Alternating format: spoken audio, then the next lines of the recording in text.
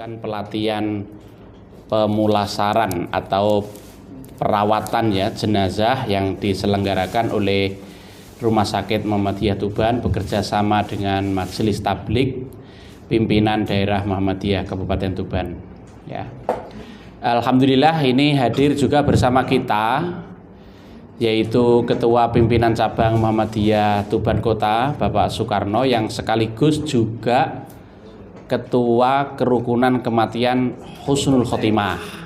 Jadi tadi sudah disebutkan oleh Bu Dr. Yeni bahwa kegiatan ini sengaja menghadirkan pimpinan cabang Muhammadiyah Tuban, Palang dan Semanding serta Kerukunan Kematian Husnul Khotimah karena harapannya kita ingin memberikan layanan bahkan bukan hanya kepada warga rumah sakit yang mungkin tertimpa musibah wafat, tapi juga warga masyarakat sekitar, khususnya warga Muhammadiyah gitu. Jadi ini sudah tepat kita ikuti bersama-sama, kita pahami terlebih dahulu teorinya karena ini disarikan dari Himpunan Putusan Tarjih Muhammadiyah Tata Cara Penyelenggaraan Jenazah yang tentu sesuai dengan dasar-dasar dari Al-Quran maupun dari As-Sunnah Baik, Bapak Ibu yang kami hormati, jadi yang pertama kita pahami terlebih dahulu menghadapi kematian. Jadi perawatan jenazah itu idealnya adalah sejak sebelum seseorang itu meninggal atau mau meninggal gitu. Karena berdasarkan kondisi atau tanda-tanda fisiknya gitu. Kalau kita ini yang masih segar bugar, insya Allah belum meninggal, insya Allah gitu. Ya meskipun tidak mesti juga kan begitu. Kadang-kadang orang meninggal tanpa sakit kan juga ada, bahkan banyak kan begitu. Tapi kita insya Allah kan siap kapanpun Allah menghendaki, insya Allah siap insya Allah. Karena itu adalah kehendak dari Allah yang memang pasti terjadi gitu. Baik. Nah, jadi sebelum memasuki tata cara penyelenggaraan, kita pahami dulu cara menghadapi kematian yang benar tentunya. Yang pertama, ketika sakit kita diharapkan bersabar. Karena dengan bersabar maka sakit yang ditimpakan Allah kepada kita itu akan menyebabkan dosa-dosa kita diampuni oleh Allah atau dengan kata lain ridho terhadap kondisi sakit yang diberikan oleh Allah kepada kita itu Nah, di samping itu kita juga harus selalu berhusnudzon atau berprasangka baik kepada Allah Subhanahu wa taala. Ya Allah, aku kok diganjar lorong ini karo Gusti Allah, apa salahku? Tidak selalu karena kita salah. Justru karena ingin meningkatkan kualitas diri kita, maka kita diberi sakit gitu. Jadi disebutkan dalam sebuah hadis itu, Mas kok nggak nyambung Mas Oki sesungguhnya apabila Allah itu menghendaki seseorang hamba itu baik internetnya nggak nyambung, maka dia akan mengujinya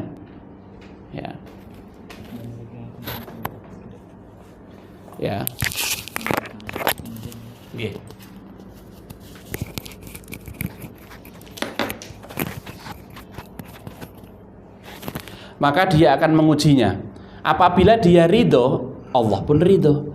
Tetapi apabila dia tidak ridho, Allah juga tidak ridho. Begitu. Jadi karena itu semua itu bentuk ujian dari Allah Subhanahu wa taala. Jadi kita tidak boleh. Yang ini juga disambung dengan yang paketannya jenengan Mas kalau begitu. Jadi tidak perlu kita menyalahkan diri, apalagi menyalahkan Allah Subhanahu wa taala. Ada orang-orang kadang yang anaknya meninggal duluan daripada orang tuanya. Ngene iki luwih apik aku dhisik sing diceluk Gusti Allah kan begitu. Juga tidak boleh begitu. Intinya kita harus berprasangka baik kepada Allah Subhanahu wa taala. Bahwa apapun yang terjadi itu sudah kehendak Allah. Itu penting, Pak.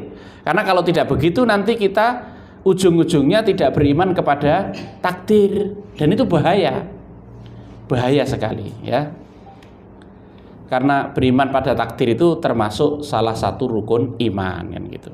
Yang kedua, orang yang sakit itu hendaklah berwasiat kalau dia meninggalkan barang yang dimilikinya atau berupa harta benda. Cung, tegal sing kono kae engko kanggo kowe. Nduk, sawah sing kae kanggo awakmu. Ya. Itu kalau ada yang diwasiatkan. Nah, kalau tidak ada ya nggak perlu, kan begitu. Ya. Termasuk juga kalau misalnya mempunyai tanggungan-tanggungan. Ya, diwasiatkan. Dipastikan anaknya atau ahli warisnya harus mengetahuinya, gitu. Kemudian yang ketiga, tahap berikutnya ditalkin. Talkin itu artinya dituntun, ya, dibimbing, bahwa orang yang akan meninggal itu ditalkin, dibimbing untuk membaca la ilaha illallah. La ilaha illallah, ya. Bukan membaca Allah Allah, ya, tapi la ilaha illallah. Hadisnya bunyinya begitu. Lakinu mautakum la ilaha illallah. Ini sambungan HDMI-nya nggak bisa, Mas. Besaget. Ini konektornya rusak. VGA yang bisa, tapi di sini nggak pakai VGA, ya. Monggo. Monggo. Jadi Rasulullah sudah menegaskan lakinu mautakum la ilaha illallah. Bimbinglah, talkinlah orang yang akan mati di antara kamu itu untuk membaca la ilaha illallah, gitu, ya. Karena di dalam sabdanya yang lain Rasulullah juga menegaskan, ya, mangkana akhiru kalamihi la ilaha illallah dakhalal jannah. Barang siapa yang akhir ucapannya dalam hidupnya itu adalah la ilaha illallah, dia akan masuk surga. Jadi kita bimbing terus secara terus menerus, begitu. Kita bisikkan ke telinganya sebisa-bisanya, ya, sebisa-bisanya. Karena kondisi orang ketika itu kan sudah tidak biasa, tidak normal. Jadi jangan dipaksakan, kalau tidak bisa ya sudah, itu kewajiban yang hidup terhadap orang yang sakit, begitu, ya. Jadi talqin itu berdasarkan hadis Nabi, lakinu mautakum la ilaha illallah. Ya, tuntunlah atau talqinlah, bimbinglah orang yang akan mati. Mauta itu Bapak Ibu jamak dari maitun. Maitun itu artinya adalah orang yang akan mati. Akan mati. Kalau orang yang sudah mati atau benar-benar mati, is dead, itu mayyitun, ya, gitu. Ya, itu yang dalam bahasa Arab atau dalam ilmu nahwu disebut ismu tafdil. Satu isim untuk menunjukkan lebih, ya. Jadi maitun akan mati, tapi kalau mayyitun sudah mati, is dead, gitu. Gitu.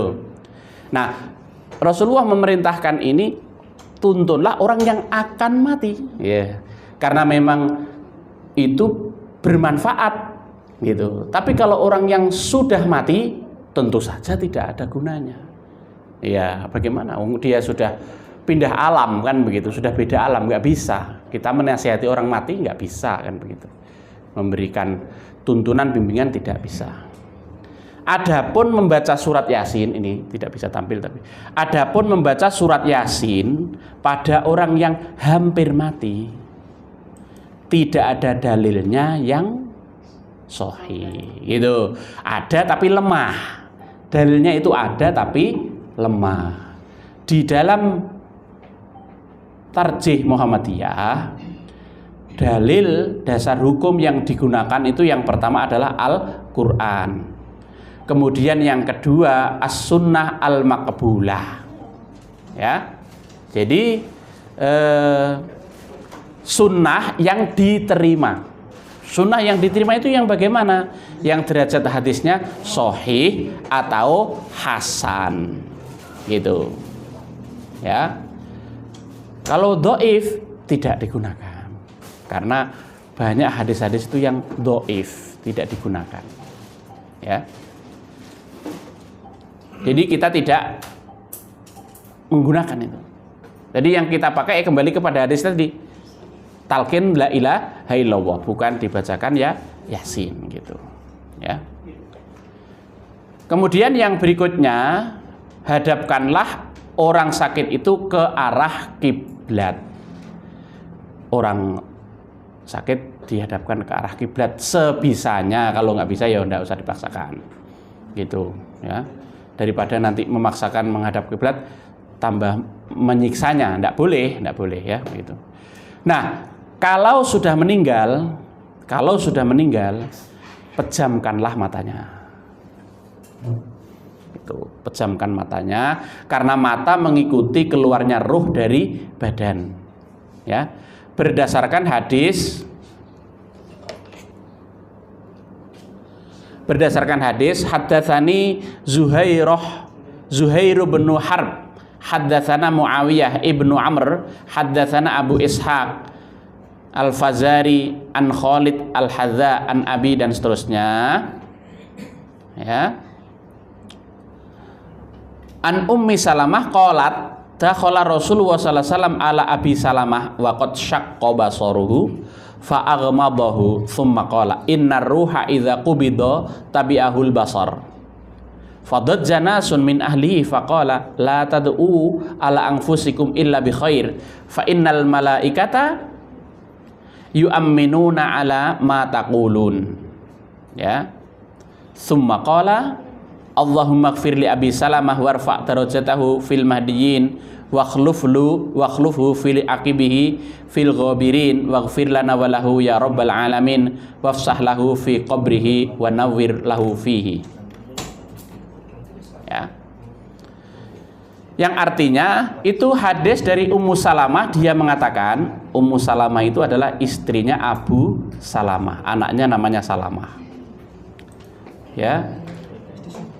Dia mengatakan Rasulullah masuk ke tempat Abu Salamah yang wafat dan matanya terbuka, terbelalak gitu ya, mendelik gitu ya. Maka ditutuplah oleh beliau mata Abu Salamah gitu. Maka Rasulullah menutup matanya.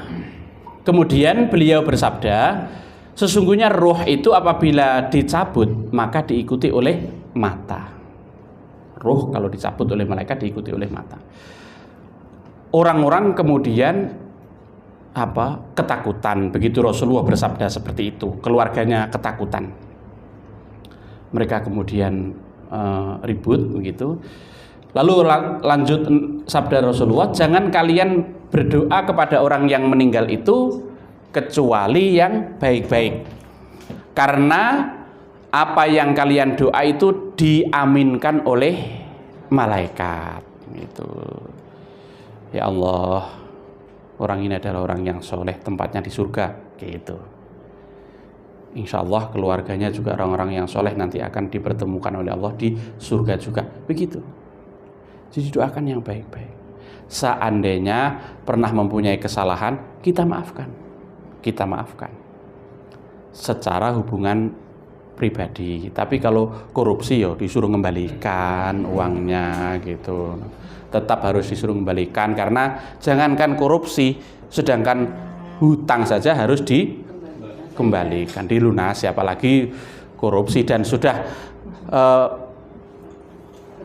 berdasarkan keputusan pengadilan yang final dan mengikat, final and binding kan begitu. Jadi sudah final dan mengikat, itu tidak boleh diingkari gitu ya.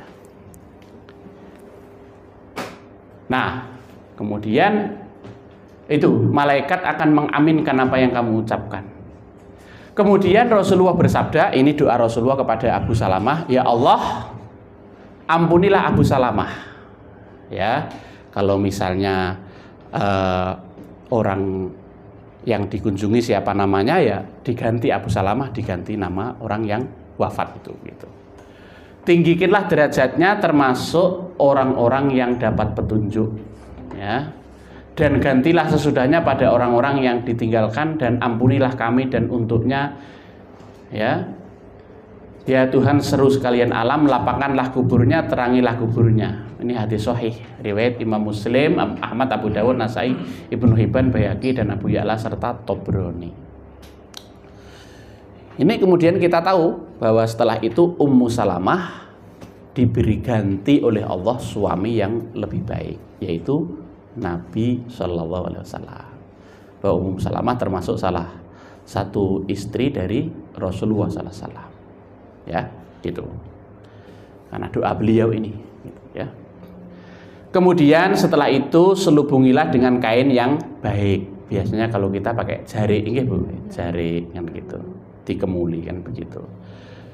Lunasilah hutangnya segera, kalau bisa, yaitu karena rohnya akan tertahan menghadap Allah kalau hutangnya belum dilunasi. Sehingga dalam hukum apa namanya, waris atau hukum faraid itu harta orang yang meninggal itu tidak boleh diwariskan kepada ahli waris sebelum dua hal. Yang pertama digunakan untuk melunasi hutang-hutangnya. Yang kedua menunaikan wasiatnya.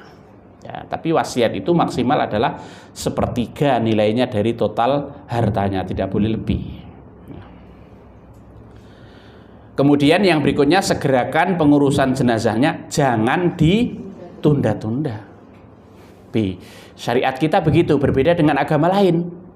Kadang disemayamkan sampai 7 hari 7 malam kan begitu. Ya, sampai diawetkan dengan apa namanya? Balsam dan sebagainya, formalin kan begitu. Di kita enggak. Jadi syariat Islam itu begitu orang itu meninggal disegerakan. Itu tuntunan Rasulullah, disegerakan. Lalu kemudian berikutnya memberitahukan atau mengabarkan kepada kaum kerabat dan teman-temannya kaum muslimin yang lainnya untuk apa? Untuk ikut mensolatkan. Karena makin banyak orang yang ikut mensolatkan itu makin baik gitu. Ya, ada 4 kewajiban kaum muslimin yang hidup terhadap orang yang sudah meninggal, ya, yang sering disebut dengan fardu kifayah. Jadi fardu kifayah itu, fardu itu adalah wajib, ya. Ini disebutkan. Padahal istilah fardu kifayah sebenarnya bukan hanya khusus untuk pengurusan jenazah. Fardu kifayah setiap kewajiban yang bila telah dikerjakan oleh sebagian orang maka lepaslah kewajiban yang lain. Seperti menjawab salam, mengurus jenazah dan lain sebagainya. Ya, jadi orang yang mengurusnya dapat pahala, sedangkan orang yang tidak mengurusnya tidak berdosa karena bukan fardu yang sifatnya ain yang pribadi. Ini kifayah itu artinya cukup, mencukupi. Kalau sudah dilaksanakan, sudah terselenggara penyelenggaraan jenazah, ya sudah. Yang lainnya kalau tidak mengikuti tidak berdosa, tapi yang mengurusnya ya berpahala gitu. Fardu kifayah untuk jenazah yang pertama memandikannya, kemudian yang kedua mengkafaninya, yang ketiga mensolatkannya, dan yang keempat menguburkannya. Itu kewajiban kaum muslimin yang hidup terhadap yang sudah meninggal gitu. Kalau semua kaum muslimin tidak ada yang melakukan, semua berdosa gitu. Semua berdosa. Yang pertama memandikan, ya. Tadi disampaikan oleh Bu Yeni, sebelumnya sudah ada tim perawatan jenazah ya? Pak Huda kayaknya dulu saya tahu termasuk itu ya kan gitu ya. Sama Pak Rozak. Terus sama siapa lagi yang dulu? Dulu sama Pak Romton sama Pak Cucu. Cuman sementara ini beliaunya enggak ikut. Gitu. Keluar dari tim, ganti tim terbaru Pak Cito juga. Oh, jadi tim lama yang saat ini berada di sini hanya Pak Huda saja? Yeah. Oh gitu.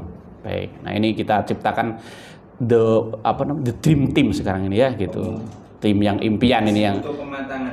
baik. Nah, kita pahami dulu secara syar'i ya, gitu. Pahami dulu secara syar'i seperti apa. Pak Rujito ini juga tim di Banyuran sana soalnya kan begitu. Jadi double tugas beliau ini kan begitu. Semuanya juga ya. Nggih. Baik.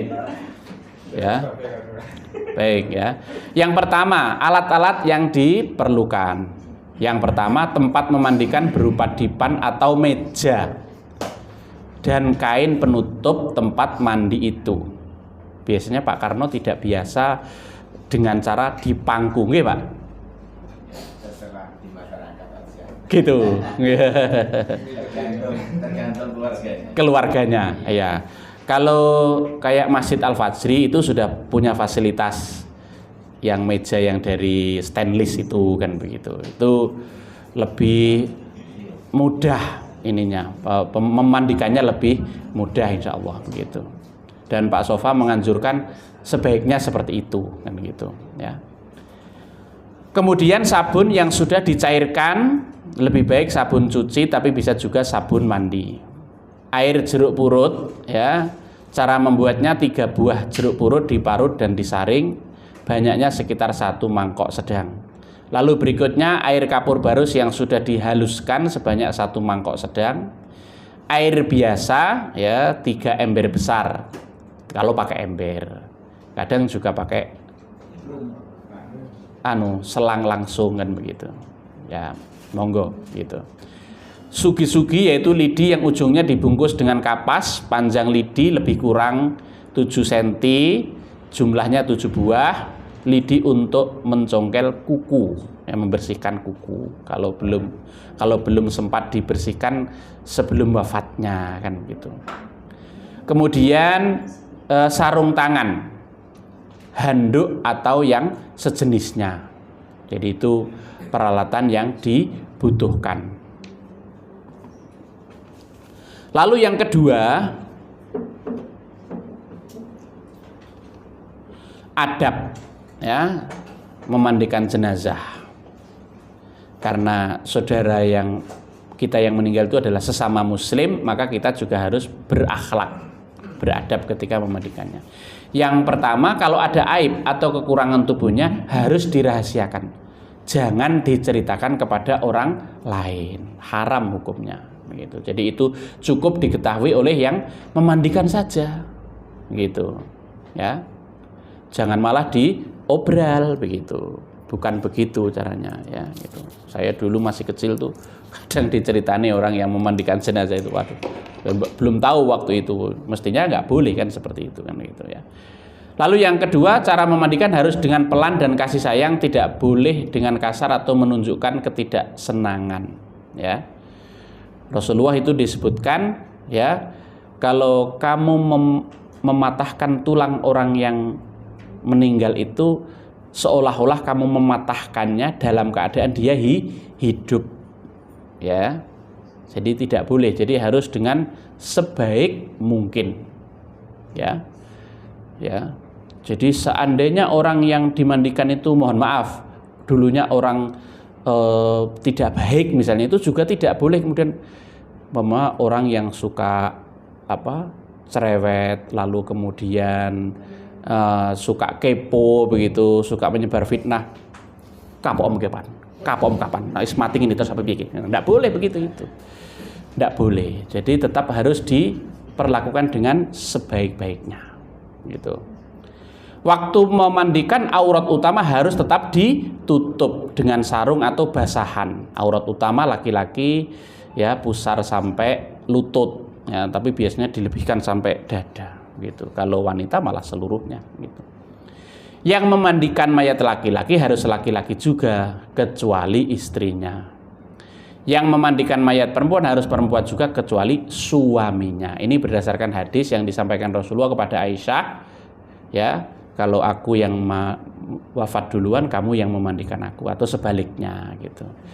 Jadi hanya itu, yang berlainan jenis laki perempuan hanya antara suami istri, ya.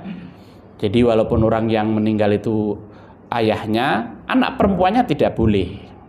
atau ibunya anak laki-lakinya juga tidak boleh. Saudara laki-laki dengan saudara perempuan juga tidak boleh. Yang boleh hanya antara suami terhadap istri atau istri terhadap suaminya. Tapi saya kok belum pernah mendengar hal itu gitu. Pasti tidak akan kuat, tidak akan bisa kan gitu. Tidak akan bisa. Nanti malah tidak jadi memandikan karena larut dalam kesedihan kan begitu. Iya begitu. Caranya, letakkan mayat di atas dipan dan sebaiknya tidak di bangku. Ini yang tadi saya katakan. Sebaiknya, kalau seperti dikatakan Pak Karno tadi, keluarga mengadegan seperti itu, ya boleh. Tidak sampai dilarang haram, enggak begitu. Ya. Kemudian berikutnya, cebokkan atau istinjakan mayat itu dengan tangan kiri dan sebaiknya memakai sarung tangan. Sebaiknya, ya. Dan sarung tangannya biasanya dari karet itu ya gitu. Ya, seperti ya kita di rumah sakit, dokter atau perawat tenaga medis yang ketika melayani pasien juga dengan pakai sarung tangan yang karet itu kan begitu. Ya. Kawan membantu menyiramkan sampai ke duburnya berulang-ulang hingga hilang warna kuningnya. Tangan boleh diluruskan pelan-pelan dan boleh juga dalam posisi bersedekap. Maksudnya tangan si mayitnya, begitu Pak Huda ya. Gitu ya. Kemudian siramkan air biasa dari kepala sampai kaki dengan pelan-pelan dengan cara mula-mula sebelah kanan 3 kali, kemudian sebelah kiri 3 kali, terakhir tengah-tengah 1 kali, jumlahnya sebanyak 7 kali ganjil gitu. Siramkan air sabun sampai ke semua tubuh kena secara merata. Sabun yang sudah disiapkan tadi itu begitu. Satu orang menggosok secara perlahan dan yang lain menyiramnya, termasuk yang disiram digosok adalah belakang kuping, ketiak, paha, sela-sela jari, kepala, rambut, dan lain-lain. Tanda sudah bersih badannya, sudah kesap, artinya sudah tidak licin lagi, gitu, karena sudah terkena sabun, ya, tidak licin lagi. Gitu. Sesudah bersih badannya bagian depan, termasuk rambut dan kepalanya, miringkan jenazah ke kiri. Dan gosoklah bagian yang kanan dan punggungnya. Kemudian miringkan jenazah ke kanan dan gosoklah bagian yang kiri dan punggungnya. Ya. Siramkan air jeruk dari kepala sampai ke kaki, tapi ini ya kondisional biasanya Pak Uda ya, begitu. Pak Karno ya. Tidak selalu ada ya air jeruknya itu begitu. Mula-mula sebelah kanan 1 kali, kemudian sebelah kiri 1 kali, terakhir tengah-tengah 1 kali. Kalau mayatnya sudah agak uzur, sudah mulai berbau, mohon maaf, maka boleh air jeruk didahulukan dari air sabun sebelum nomor 5 gitu. Kan kondisinya bermacam-macam kan gitu. Telentangkan jenazah dan siram dengan air biasa. Ya. Kemudian tahap berikutnya, gunakan sugi-sugi untuk telinga kanan dan bersihkan sampai bersih. Telinga kiri bersihkan sampai bersih. Mata kanan ya bersihkan sampai bersih. Mata kiri bersihkan sampai bersih. Lubang hidung kanan sampai bersih. Lubang hidung kiri, mulut dan bersihkan sampai bersih. Ya. Setelah itu bersihkan kuku tangan dan kaki dengan lidi sampai bersih. Ya. Siram lagi dengan air biasa. Terakhir siram dengan air kapur barus dari kepala sampai kaki, yaitu bagian kanan, bagian kiri, tengah-tengah badan. Ya. Setelah itu tidak boleh lagi disiram dengan air. Jadi yang kapur barus itu yang terakhir gitu. Lalu setelah itu lap semua tubuhnya dengan handuk sampai kering. Ya. Kalau untuk perempuan rambutnya dikepang ya, diikat, dijalin sebanyak 3 gitu. Diletakkan di ubun-ubunnya gitu ya. Nah, yang tadi Ibu Yeni berpesan nanti juga perlu ada tim yang wanita kan itu. Selama ini belum ada ya Bu ya. Belum. Busur ini berapa 1 tahun busur? Iya, baru setahun. Gitu. Yang masih dokumentasi. Rata-rata bayi. Oh gitu. Iya, terus yang memandikan kadang bayi cewek juga laki-laki. Ya. Tapi memang perlu ya tim wanita ini ya, gitu ya. Gitu. Jadi gitu. Tidak ada perbedaan mendasar antara cara memandikan mayat perempuan dengan mayat laki-laki kecuali yang nomor 15 itu. Jadi rambutnya dikepang gitu. Jadi itu Bapak Ibu memandikan. Lalu kemudian yang berikutnya mengkafani ya. Yang pertama bahan-bahan dulu, yaitu yang pertama kain kafan, kain putih sepanjang lebih kurang 12 meter atau sesuai kebutuhan gitu. Kadang-kadang ada orang yang sudah berhaji atau berumroh itu ingin dikafani dengan kain ihramnya. Nah, ya boleh. Tapi kalau masih kurang ya harus ditambah gitu. Dan biasanya ya Tambahnya itu dijahit apa enggak, cukup di ini Bu, di apa ya? Iya, dilipatkan, diikatkan di situ. Saya kemarin nggak ada tahu dijahit itu. Enggak. Seperti Iya, lah ya terus dijahit. enggak, ya seperti kalau bukan kain ihram kan tidak dijahit itu bukan gitu. Ya, seperti itu. Dan pasti tambah karena kain ihram kan hanya 2 lembar. Nah, kecuali kalau misalnya juga mau pakai 3 lembar kan begitu. Dan sudah cukup. Tapi kalau belum cukup ya tetap harus. Tapi enggak usah dijahit itu. Enggak perlu dijahit Bu gitu, ya. Jadi pasti harus 3 lembar, ya. Jadi kain ya. Kemudian kapas, gaharu, cendana, kapur barus yang sudah ditumbuk gitu. Yang berikutnya ya, cara mengkafaninya. Ukurlah mayit dari kepala sampai ujung kaki, ujung jari ya maksudnya itu, ujung jari kaki gitu. Dan lebihkan sekitar 30 cm segulungan lutut ya. Talinya 5 buah diambil dari pinggir kain. Cara mengambil talinya gunting sedikit dan koyakkan. Kain kafan harus dipotong secara ganjil, yaitu 3 atau 5 potong gitu. Tapi rata-rata 3 ya Pak Uda ya, 3 ya gitu ya. Yang paling luar atau bawah 2 bidang kain yang didampetkan dan dianggap 1 lapis gitu. Yang kedua 1 bidang kain atau 1,5 bidang kain yang panjangnya sama dengan yang di bawahnya ya. Kemudian yang ketiga 1 bidang kain atau 1,5 bidang kain yang panjangnya sama dengan yang di bawahnya gitu. Jadi yang luar itu maksudnya yang paling bawah gitu ya. Kemudian berikutnya letakkan kapas di atas kain yang paling atas ya. Dan di atas kapas ditaruh gaharu. Letakkan jenazah di atas kain kafan ya.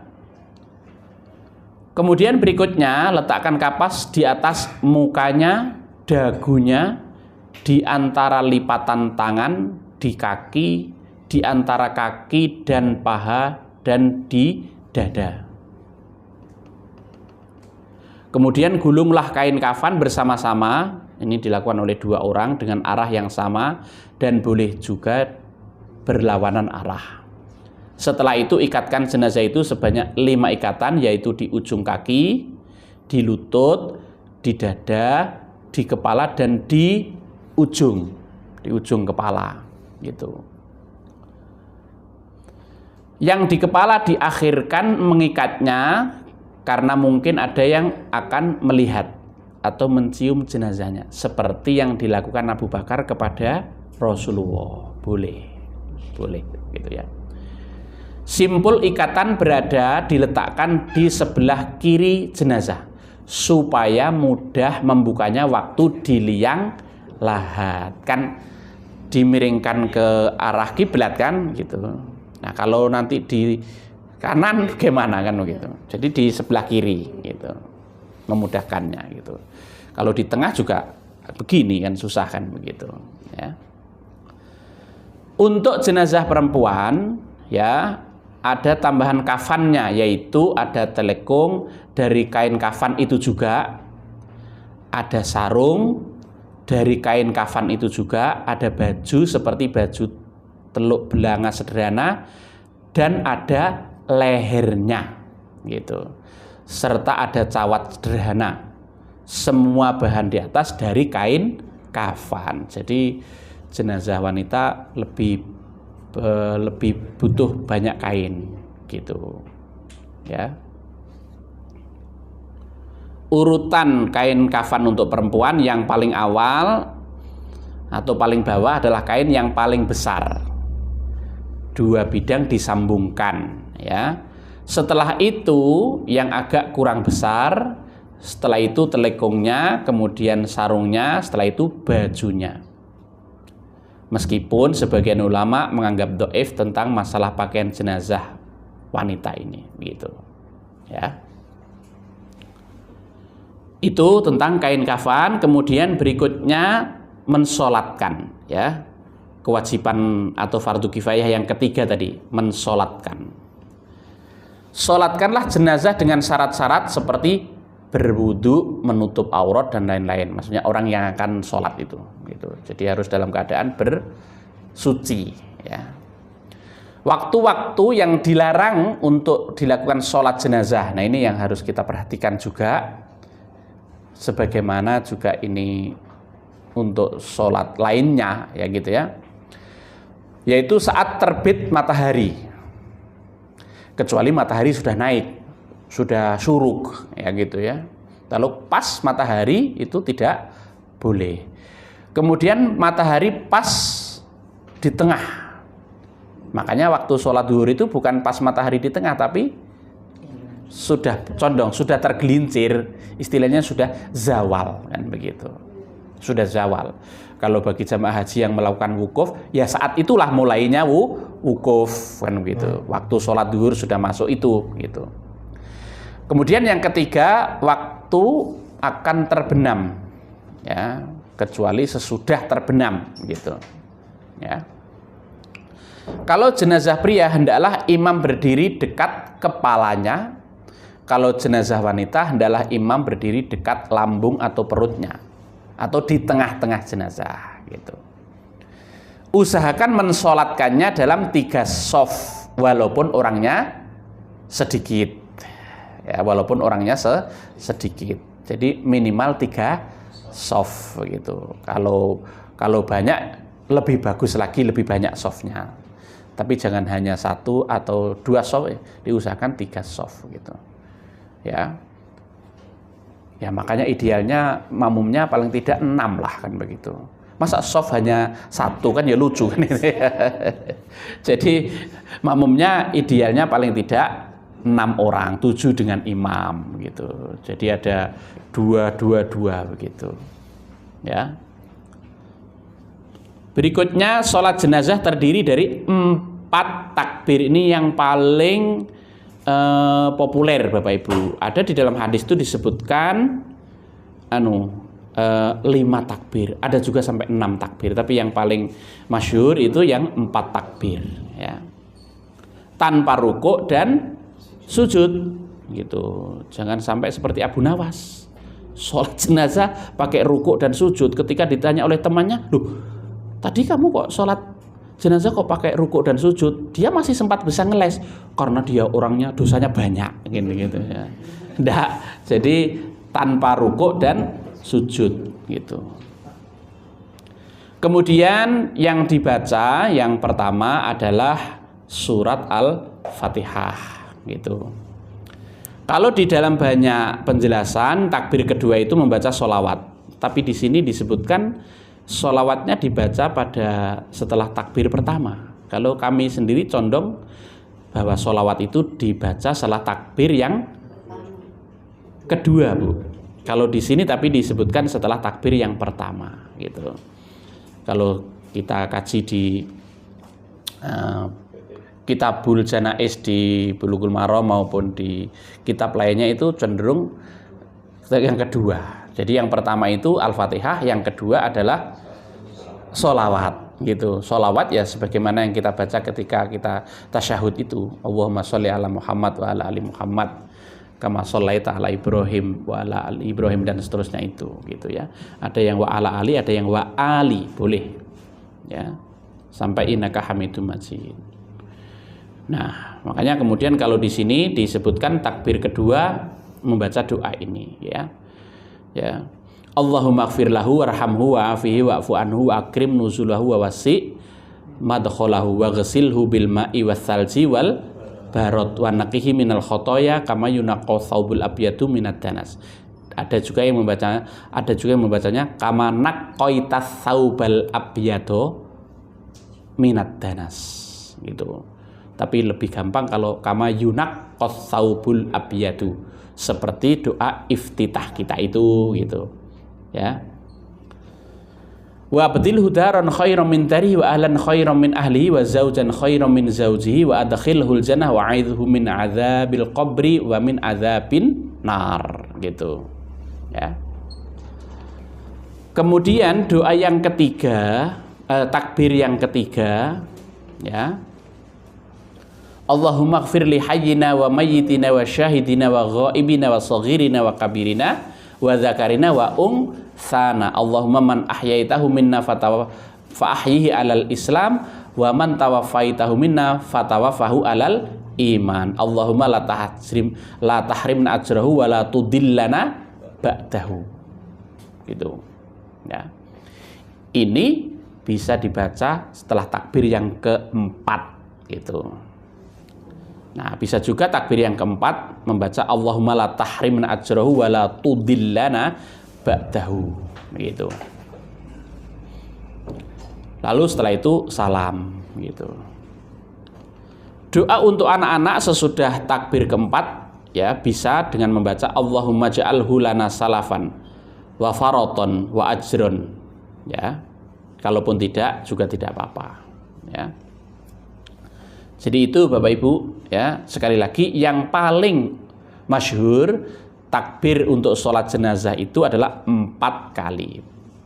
Seandainya ada yang melakukan 5 kali atau 6 kali, memang juga ada dalilnya gitu. Kalau kita perhatikan di Bulughul Maram seperti itu ya, boleh.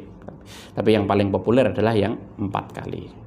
Seandainya imamnya bertakbir 5 kali, jenengan juga harus tetap ikut 5 kali karena ngikuti imam begitu. Tapi tidak ada riwayat yang menjelaskan 3 kali, tidak ada gitu ya. Minimal 4 kali.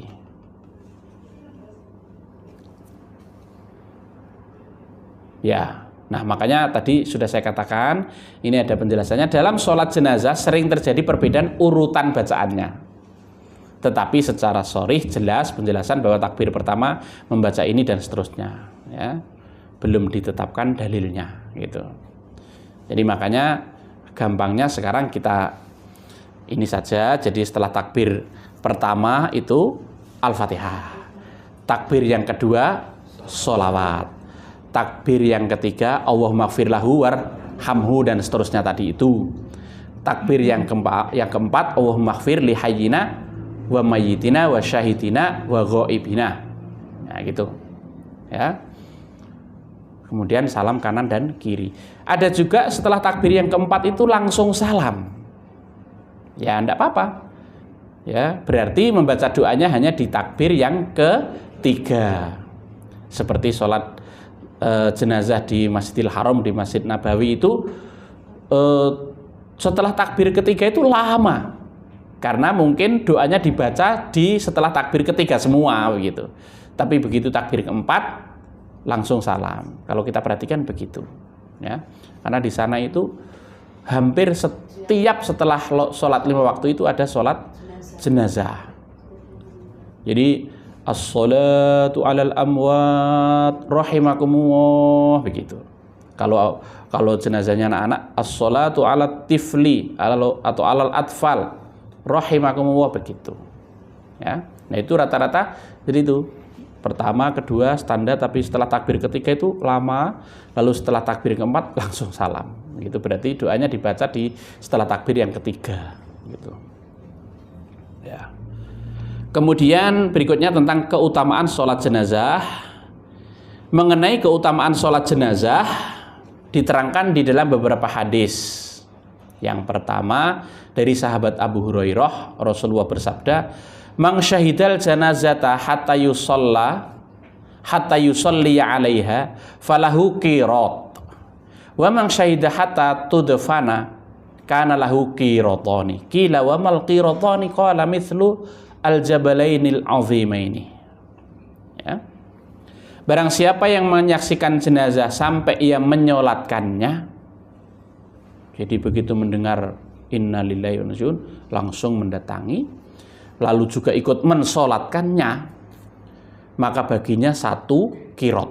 Kan ada kadang orang yang hadir tapi tidak ikut mensolatkannya, jadi ngobrol di luaran sama teman-temannya, kan begitu. Ada yang model begitu gini. Jadi ketika tiba disolatkan itu mereka nggak ikut sholat, kan gitu. Ya enggak apa-apa, wong juga itu sudah ada yang mengerjakannya, fardu kifayah, kan gitu. Iman pahalanya, Bu, gitu. Ya. Lalu barang siapa yang menyaksikan jenazah hingga dimakamkan, gitu. Ada maka baginya 2 qirot. Ya. Ada yang kemudian bertanya, apa yang dimasukkan 2 qirot? Rasulullah kemudian menjawab, 2 qirot itu seperti 2 gunung yang besar. Artinya menunjukkan besarnya pahala yang diperoleh. Hadis sahih riwayat Imam Bukhari dan Muslim. Gunung Uhud, ya. Nah itu 2 gunung Uhud, kan gitu. Kalau sampai memakamkannya, kalau sampai mensolatkannya saja 1. Yang kedua, man shalla ala janazatin walam yatba'uha falahu qiratun fa in tabi'aha falahu qiratani. Ini sama dengan tadi, ya. Qila wa mal qiratani?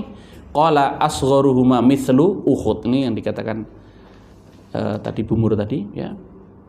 Jadi barang siapa sholat jenazah dan tidak ikut mengiring jenazahnya, baginya pahala 1 qirot. Hanya ikut sholat saja.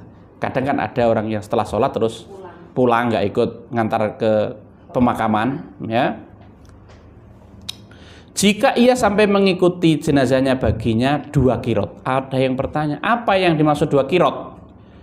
Ukuran paling kecil dari 2 qirot adalah semisal gunung Uhud, ya. Uhud itu Bapak Ibu berasal dari kata ahad. Ahad itu artinya 1. Kenapa dinamakan gunung itu Uhud? Karena hanya 1. Jadi gunung Uhud itu gunung yang tidak tersambung dengan gunung-gunung lainnya, gitu. Hanya berdiri sendiri di situ. Rasulullah pernah bersabda, gunung Uhud adalah gunung yang kami cintai dan mencintai kami, gitu. Di situ terjadi perang yang kedua dalam sejarah Islam, tahun ketiga Hijriah, di mana umat Islam mengalami kekalahan, tapi mendapatkan hikmah yang luar biasa tentang pentingnya bersabar, taat kepada pimpinan, begitu. Itu jawab Rasulullah. Kemudian berikutnya, ini langsung kita baca terjemahannya saja. Anak Abdullah bin Abbas di Kudaid dan Usfan meninggal dunia. Kata Ibnu Abbas lantas berkata, wahai Quraib, lihat berapa banyak manusia yang menyolati jenazahnya. Quraib mengatakan, aku keluar, ternyata orang-orang sudah berkumpul dan aku mengabarkan pada mereka pertanyaan Ibnu Abbas tadi. Lantas mereka menjawab, ada 40 orang, gitu. Quraib mengatakan, baik kalau begitu. Ibnu Abbas lantas berkata, keluarkan mayit tersebut, karena aku mendengar Rasulullah bersabda, tidaklah seorang muslim meninggal dunia lalu disolatkan sholat jenazah oleh 40 orang yang tidak berbuat syirik kepada Allah sedikit pun, melainkan Allah akan memperkenankan syafaat atau doa mereka untuknya, ya.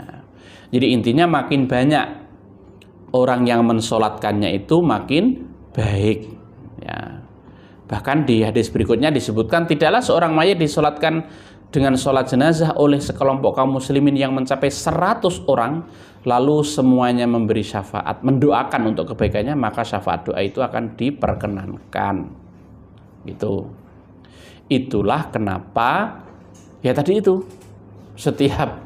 bukan setiap hari, setiap sholat di Masjid Nabawi, Masjidil Haram itu ada sholat jenazah, karena keluarga dari orang yang meninggal itu ingin keluarga itu disolatkan sebanyak mungkin orang yang ada di sana, dan itu kan jumlahnya sudah tidak kehitung lagi, bahkan itu dari seluruh dunia kan begitu ya. Jadi itu Bapak Ibu penting sekali. Nah, kita ini harus istilahnya nyelengi, kita semasa masih hidup ini makin sering melakukan sholat jenazah, itu tabungan bagi kita. Nanti Allah juga akan mengutus orang-orang untuk mensolati kita. Jadi gitu ya. Jadi karena kita juga pasti akan mengalaminya. Berikutnya yang keempat, menguburkan sesudah disolatkan, bawalah jenazah itu ke kuburan dengan segera, iringkan dengan berjalan sekelilingnya dan diam, tidak berbicara gitu, tidak ngobrol ke sana kemari. Ini kemudian disebutkan jangan ada wanita yang mengiring jenazah. Ini kalau kita perhatikan hadisnya itu makruh. Jadi wanita mengiring jenazah itu hukumnya makruh, tidak sampai haram sih, tapi tidak dianjurkan gitu. Kenapa? Karena wanita itu beda dengan laki-laki. Ya, wanita nanti dikhawatirkan satu timbul fitnah, lalu yang kemudian kedua ya meratap begitu, karena beda dengan laki-laki sekali lagi ya. Kemudian yang keempat, bila melihat jenazah lewat baik muslim atau bahkan Yahudi, maka berdirilah sehingga dia lewat atau diletakkan. Ini pernah terjadi ketika Rasulullah berdiri, yang lewat itu adalah orang Yahudi, jenazahnya orang Yahudi. Sahabat bertanya, kenapa engkau ya Rasulullah berdiri? Bukankah dia Yahudi? Kan begitu. Dia sudah meninggal, kan gitu. Ini adalah sisi kemanusiaan, kan gitu ya, sisi kemanusiaan gitu. Kuburlah jenazah dalam lubang atau kubur yang baik dan buat yang lahat ya. Kalau di lahat misalnya ini adalah dasar tanah, kemudian dilubangi tengah. Jadi tengahnya jenazah itu diletakkan begini, ini lubang begitu, seperti ini. Atau yang di pinggir sana. Jadi ini adalah lapisan bawah, kemudian di sebelah sini sebelum yang lapisan pinggir sini itu dilubangi. Itulah lahat gitu. Ya, lahat. Cekongane kan begitu, cekongane. Jadi tidak seperti kita yang pakai papan itu begitu. Gitu. Kalau di sana tidak perlu papan karena sudah dibuatkan cekongane itu tadi. Itu lahat, namanya itu lahat.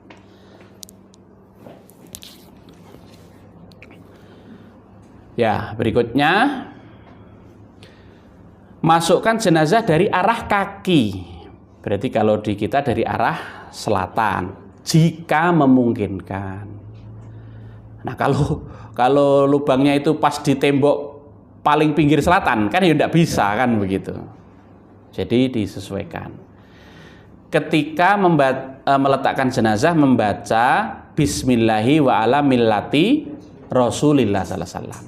Ya, ketika meletakkan jenazah. Yang turun ke dalam kubur adalah orang yang tidak junub tadi malam. Tapi ngono yo aja takoni siji-siji, ke junub to rakib bengi kan begitu.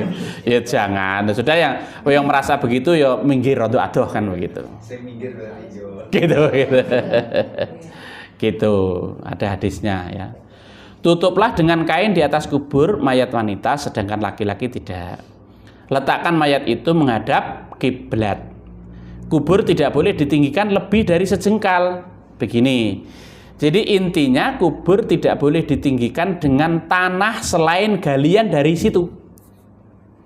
Gitu. Jadi misalnya diambilkan tanah lain ya, agar kelihatan bagus, misalnya pakai pasir putih ya kan gitu ya. Ya enggak boleh. Jadi ya yang tanah yang dari galian situ itu yang digunakan untuk nguruk kan gitu. Ya. Dilarang membuat tembok di atas kuburan ya. Kijing ya gitu ya. Boleh membuat tanda di atas kuburan umpamanya dengan batu di arah kepalanya. taburilah kubur dengan tanah dari arah kepala, bukan dengan bunga atau air gitu. Karena tidak ada contohnya yang seperti itu ya. 7 rupa kan gitu ya. Kemudian dikasih tali ya biasanya kan gitu ya. Dironce, tidak perlu. Ganjil bisa. Tidak perlu gitu ya. Ya. Paling tidak untuk kita sendiri, untuk keluarga kita gitu. Kalau ini kan dilema, kadang-kadang Pak Karno kan juga masih menghadapi keluarga yang seperti itu kan begitu. Ya susah kan begitu. Sudah disiapkan. Kadang ya ono beras kuning barang kan begitu. Gitu. Duit barang kan gitu. No payunge barang kan gitu. Semua itu tidak ada. Lah kita mau diperlakukan dengan syariat Islam atau tidak kan begitu. Ya. Berikutnya, larangan yang berhubungan dengan kuburan. 1. Duduk sebelum jenazah diletakkan di dalam kubur. Harus berdiri terus, gitu. Ya. Kemudian duduk di atas kuburan. Tidak boleh. Berjalan di antara kuburan dengan memakai alas kaki, ya. Meskipun ini dianjurkan. Tapi kalau kuburannya kebetulan liar, akeh halang-halange kan rine yo nggak apa-apa memakai alas kaki. Tapi kalau seperti di kuburan dalam kota itu rata-rata yo bersih saja kan begitu. Apalagi kalau jenengan ke Taman Makam Pahlawan kan begitu, rapi serit gitu. Ukurannya sama semua kan begitu. Gitu. Ya. Itu karena ada pemeliharaannya. Rumputnya juga rata kan begitu. Gitu. Meninggikan kuburan lebih dari sejengkal, menembak atau membeton kuburan seperti kuburan Cino kan begitu, di Wire itu begitu. Saya kemarin ke sana kan gitu, besar itu kan begitu. Itu tidak ajaran Islam ya. Menjadikan kuburan sebagai bangunan masjid seperti sabda Rasulullah ya, janganlah kalian membangun masjid di atas kuburan sebagaimana yang dilakukan oleh orang-orang Yahudi dan Nasrani. Apabila nabi mereka atau ada orang yang soleh di antara mereka itu meninggal lalu dibangun di atasnya kuburan seperti Masjid Taj Mahal di India. Jadi Masjid Taj Mahal itu di bawahnya adalah makam raja-raja. Tidak boleh. Ya. Menulisi kuburan dengan berbagai tulisan seperti nama keluarga dan sebagainya. Gitu ya.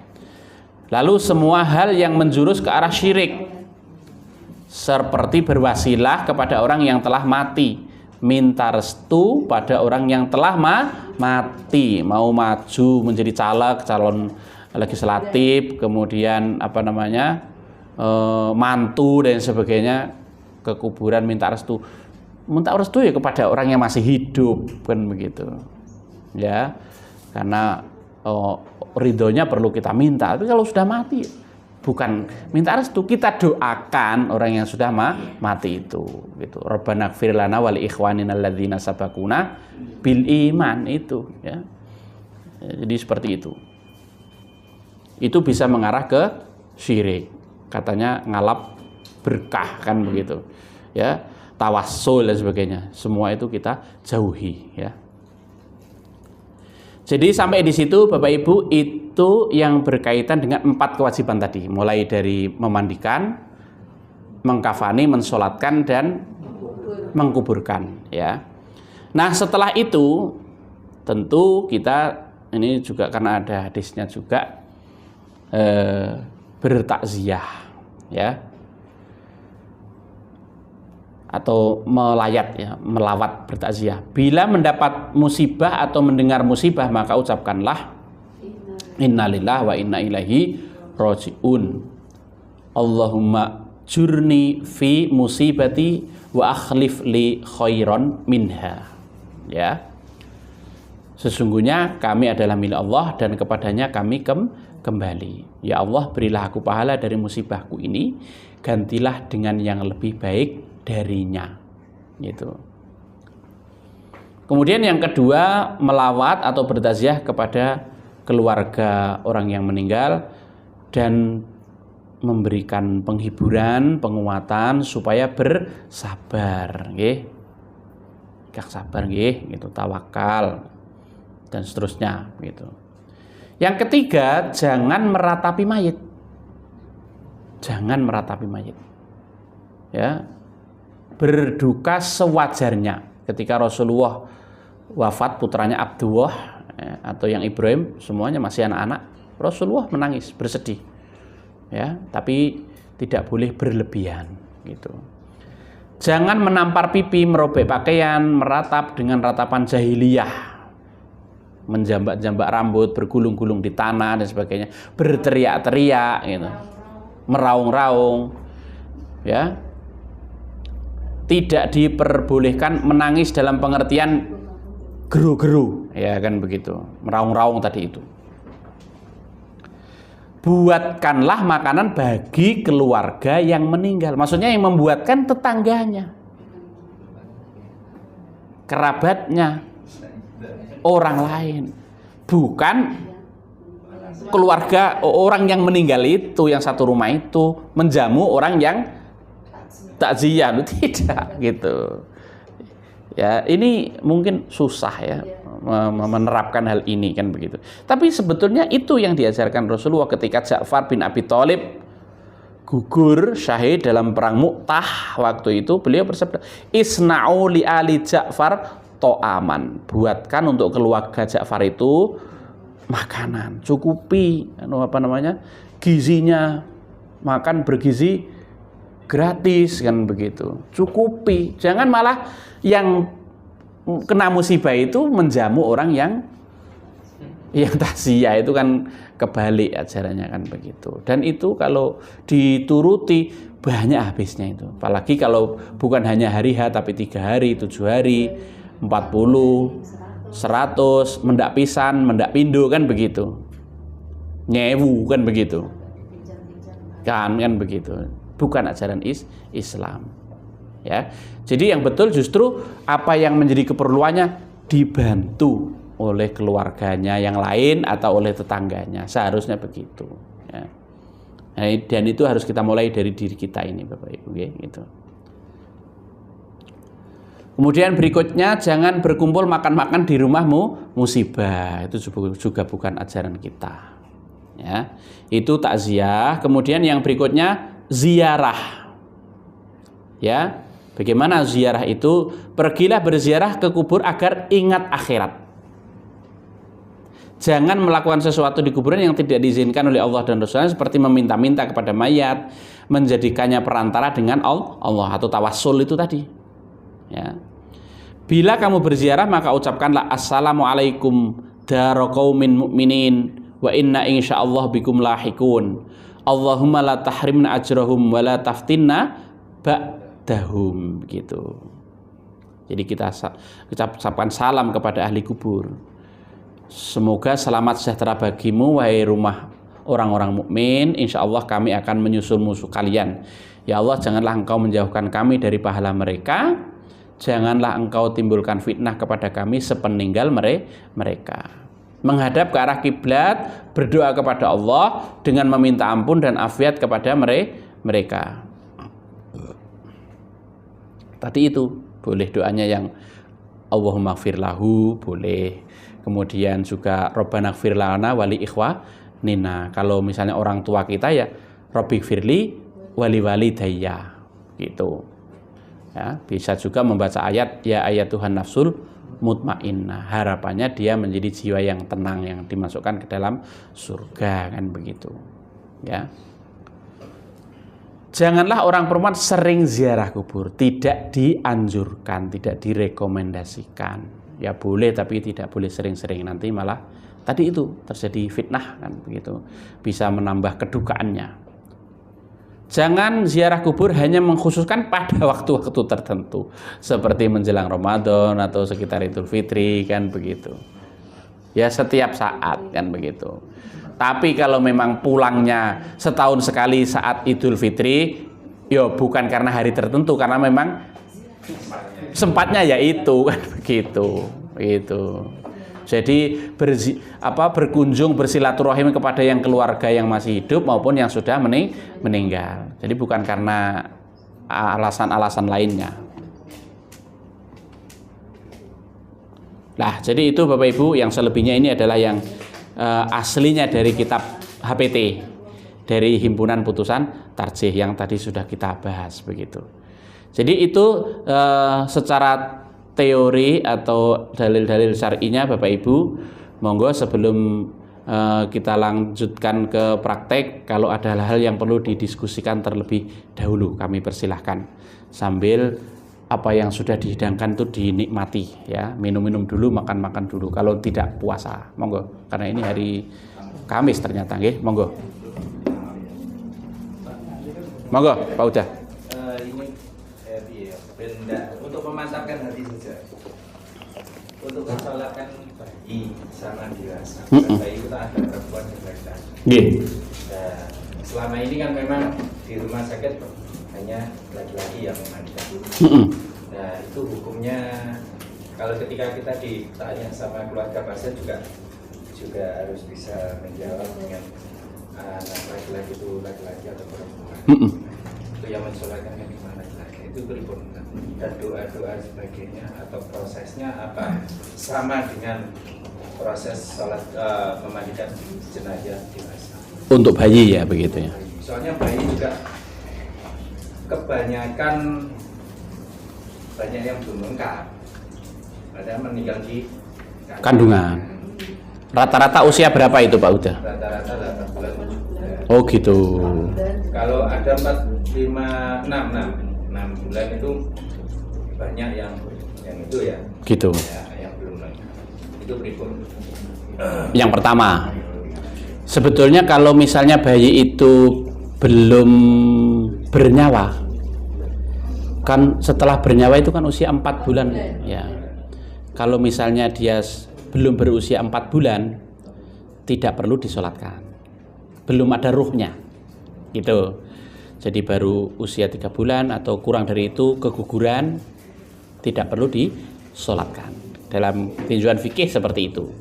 Tapi kalau sudah bernyawa, sudah terdeteksi ada nyawanya, memang disolatkan gitu. Dan itu menurut riwayat kan tempatnya langsung di surga, kan nggak punya dosa kan begitu gitu. Nah, tata cara perawatannya tentu tidak sebagaimana orang dewasa gitu, tidak bisa disamakan dengan orang dewasa. Jadi sebagaimana yang tadi kita jelaskan itu perlakuannya secara khusus. Jadi ya, apa yang selama ini sudah dilakukan oleh teman-teman di sini Pak Uda dan saya kira tidak ada masalah itu begitu, tidak ada masalah. Kalau untuk doa-doa sholatnya tetap seperti yang tadi sudah kita jelaskan tadi itu. Tapi memang kita juga tetap perlu mempunyai tim perawatan yang putri. Iya. Ketika kita di sini ngulangi ini kan kita tanggung jawab dengan itu juga. Iya. Takutnya perawatan bayi ada yang salah atau Iya. Selama ini kalau kasus seperti itu saya kira tidak ada masalah kan begitu. Cuma memang satu sisi kita juga tetap perlu punya tim perawatan yang putri itu begitu ya. Kita kuatkan, satu pemahamannya, dua juga yang kata Bu Yeni tadi yang penting adalah mentalnya juga begitu. Mentalnya juga gitu. Saya kira itu nggih Pak Uda nggih.